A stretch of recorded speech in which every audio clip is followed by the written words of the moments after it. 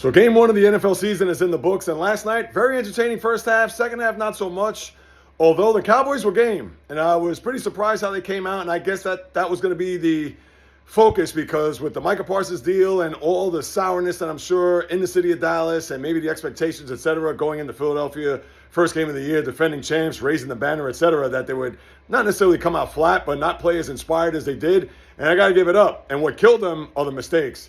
Obviously, Miles Sanders helping out his former team with that fumble there late in the third quarter, down deep in Philadelphia territory. And then CeeDee Lamb, the second one, he could have caught that. But that first one that was in the seam, he should have caught that. That would have set them up nicely, and who knows how that would have played out. I think the Eagles would have been on their heels at that point. And then Jalen Carter, I mean, seriously, first game of the year, the first snap hasn't even taken place, and you're going to go do that. I would think he's going to get suspended for a game or two. That was just asinine and boneheaded on his part. But the Eagles showed their mettle. They showed why they're the defending champs, although not overly impressive. And yes, they did have some great drives in that first half to counter what Dallas did. But the Eagles off to a great start. And next up for them is Kansas City, which means tonight, Kansas City playing in Sao Paulo against the Chargers, as we have another game on YouTube. I thought it was on Peacock on YouTube later on. So we'll get to see that. But last night, I was impressed by the Cowboys. I really was. The mistakes killed them there.